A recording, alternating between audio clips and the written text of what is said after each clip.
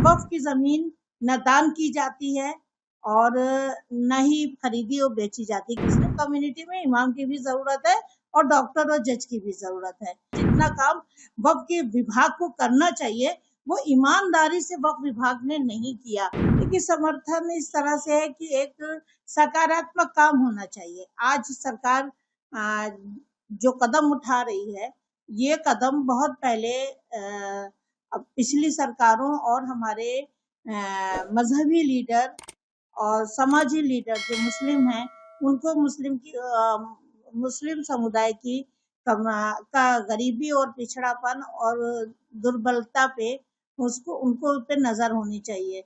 क्योंकि वक्फ की जमीन न दान की जाती है और न ही खरीदी और बेची जाती। क्योंकि वक्फ की जमीन शरई कानून के हिसाब से वो खुद दान कर देते हैं। लोग जो दान करते हैं उनका मकसद ही यही होता है कि समाज के गरीब पिछड़े और दबे कुचले गरीब असहाय बीमार लोगों के लिए शेल्टर होम हो, आश्रय होम हो, मदरसे हो जो बहुत अच्छे और एडवांस हो। कि एक इमाम मस्जिद मदरसे का या मस्जिद का एक इमाम भी हो तो वो एक IAS ऑफिसर हो, जज हो, अधिकारी हो, समाजी लीडर हो, राजनीति लीडर हो।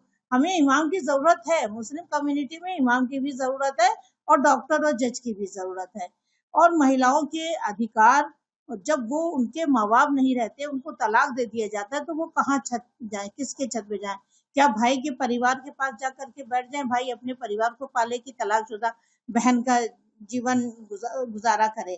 तो इसलिए वक्फ की जमीन का यही मकसद है कि मुस्लिम कम्युनिटी के गरीब और असहाय और बेसहारा लोग, बीमार लोग, उनके लिए हॉस्पिटल हो, एजुकेशन सेंटर हो, शेल्टर होम हो, कारखाने हो, ताकि वो सामाजिक और आर्थिक स्थिति में बेहतर हो जाए और वो देश का, मुस्लिम समुदाय का, खानदान का, अपने परिवार का खुशहाल जिंदगी जी सके। तो जब ये काम अभी तक वक्फ की जमीनों के साथ में नहीं हो पा रहा था और समाज में ऐसा नहीं कि 100% नहीं हो रहा था, समाज में कुछ लोग वक्फ की जमीनों पे अच्छा इस्तेमाल कर रहे हैं, एजुकेशन सेंटर खुल रहे हैं, मदरसे खुल रहे हैं, लेकिन वो जितना काम वक्फ के विभाग को करना चाहिए वो ईमानदारी से वक्फ विभाग ने नहीं किया।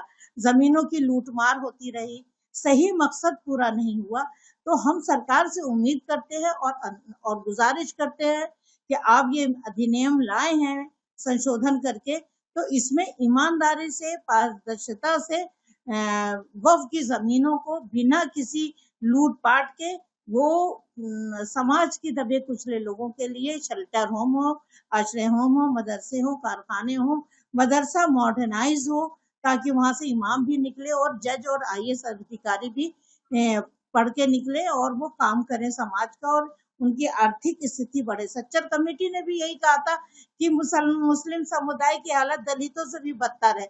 जब ये रिपोर्ट है तो उसको आप सच और सकारात्मक वर्तमान सरकार करे। अभी तक किसी सरकार ने मुसलमानों के हित के लिए और उनके एजुकेशन के लिए कुछ नहीं किया, सिर्फ वोट की राजनीति हुई है।